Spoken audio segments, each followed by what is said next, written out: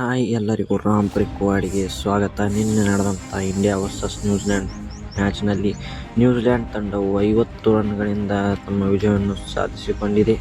ಮೊದಲ ಇನ್ನಿಂಗ್ಸ್ನಲ್ಲಿ ನ್ಯೂಜಿಲೆಂಡ್ ತಂಡವು 215 ರನ್ಗಳನ್ನು ಕಲೆ ಹಾಕಿ ಭಾರತಕ್ಕೆ ದೊಡ್ಡ ಮೊತ್ತದ ಟಾರ್ಗೆಟ್ ಅನ್ನು ನೀಡಿತು. ನ್ಯೂಜಿಲೆಂಡ್ ತಂಡದ ಪರವಾಗಿ ಟಿಮ್ ಸೈಫರ್ಟ್ ಅವರು ಕೇವಲ 25 ಬಾಲ್ಗಳಲ್ಲಿ ಅರ್ಧ ಶತಕವನ್ನು ಬಾರಿಸಿದರು. ಅದೇ ರೀತಿ ಕಾನ್ವೆ ಅವರು 23 ಬಾಲ್ಗಳಲ್ಲಿ 44 ರನ್ಗಳನ್ನು ಕಲೆ ಹಾಕಿದರು. ಇನ್ನು ನಮ್ಮ ಇಂಡಿಯಾ ತಂಡದ ಬೌಲಿಂಗ್ ಕಡೆ ನೋಡಬೇಕಾದರೆ ನಮ್ಮ ಕುಲ್ದೀಪ್ ಯಾದವ್ ಅವರು 2 ವಿಕೆಟ್ಗಳನ್ನು ತೆಗೆದುಕೊಳ್ಳುತ್ತಾರೆ. ಮತ್ತು ಹರ್ಷದೀಪ್ ಸಿಂಗ್ ಅವರು ಕೂಡ 2 ವಿಕೆಟ್ಗಳನ್ನು ತೆಗೆದುಕೊಳ್ತಾರೆ. ಇಬ್ಬರು ಬೌಲರ್ ಕಡೆಯಿಂದ ಉತ್ತಮವಾದ ಪ್ರದರ್ಶನಗಳು ಕಂಡು ಬಂದಿತ್ತು. ಅದೇ ತರನಾಗಿ ನಮ್ಮ ಬೂಮ್ರಾ ಅವರು ಕೂಡ 1 ವಿಕೆಟ್ಗಳನ್ನು ತೆಗೆದುಕೊಳ್ಳುತ್ತಾರೆ. ಅದೇ ರೀತಿ ನಿನ್ನೆ ಮ್ಯಾಚ್ನಲ್ಲಿ ನಮ್ಮ ರಿಂಕು ಸಿಂಗ್ ಆಟವನ್ನು ಕೂಡ ನಾವು ಮೆಚ್ಚಲೇಬೇಕು. ಏಕೆಂದರೆ ಅವರು 4 ಕ್ಯಾಚ್ಗಳನ್ನು ಹಿಡಿಯುವ ಮೂಲಕ ಅವರ ಉತ್ತಮವಾದ ಫೀಲ್ಡಿಂಗ್ ಪ್ರದರ್ಶನವನ್ನು ತೋರಿದ್ದಾರೆ.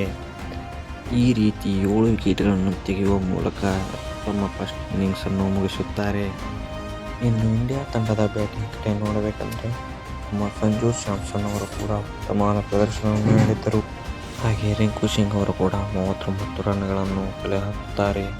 ಇನ್ನು ಶಿವಮ್ ದುಬೆ ಅವರ ಆಟ ಮತ್ತೊಮ್ಮೆ ರೋಮಾಂಚನಗೊಳಿಸುವಂತಿತ್ತು. ಇವರು ಕೇವಲ 15 ಬಾಲ್ಗಳಲ್ಲಿ 50 ರನ್ಗಳನ್ನು ಕಲೆ ಹಾಕುವ ಮೂಲಕ ದಾಖಲೆಯನ್ನು ಬರೆದಿದ್ದಾರೆ. ಇವರ ಬ್ಯಾಟಿಂಗ್ ದಾಳಿಗೆ ನ್ಯೂಜಿಲೆಂಡ್ ತಂಡದ ಬೌಲರ್ಗಳು ತತ್ತರಿಸಿ ಹೋಗಿದ್ದರು. ಕೊನೆಗೆ ಇವರು ಕೇವಲ 23 ಬಾಲ್ಗಳಲ್ಲಿ 65 ರನ್ಗಳನ್ನು ಕಲೆ ಹಾಕಿದರು. ಕೊನೆಗೆ ನಮ್ಮ ತಂಡವು 165 ರನ್ಗಳನ್ನು ಕಲೆ ಹಾಕುವ ಮೂಲಕ ಆಲ್ಔಟ್ ಆದರು. ಈ ರೀತಿ ಭಾರತ ತಂಡವು ನ್ಯೂಜಿಲೆಂಡ್ ವಿರುದ್ಧ ಸೋಲನ್ನು ಒಪ್ಪಿಕೊಳ್ಳಬೇಕಾಯಿತು. ಇಲ್ಲಿ ಇಶಾನ್ ಕಿಶನ್ ಅವರು ಇದ್ದರೆ ನಮ್ಮ ತಂಡವು ಗೆಲ್ಲಬಹುದಾಗಿತ್ತ ಕಮೆಂಟ್ ಬಾಕ್ಸ್ನಲ್ಲಿ ಕಮೆಂಟ್ ಮಾಡಿ. ಈ ವಿಡಿಯೋ ನಿಮಗೆ ಇಷ್ಟವಾಗಿದ್ದರೆ ಲೈಕ್, ಶೇರ್ ಹಾಗೂ ಕಮೆಂಟ್ ಮಾಡಿ. ಹಾಗೂ ಹೆಚ್ಚಿನ ವಿಡಿಯೋಗಾಗಿ ನಮ್ಮ ಚಾನಲನ್ನು ಸಬ್ಸ್ಕ್ರೈಬ್ ಮಾಡಿ.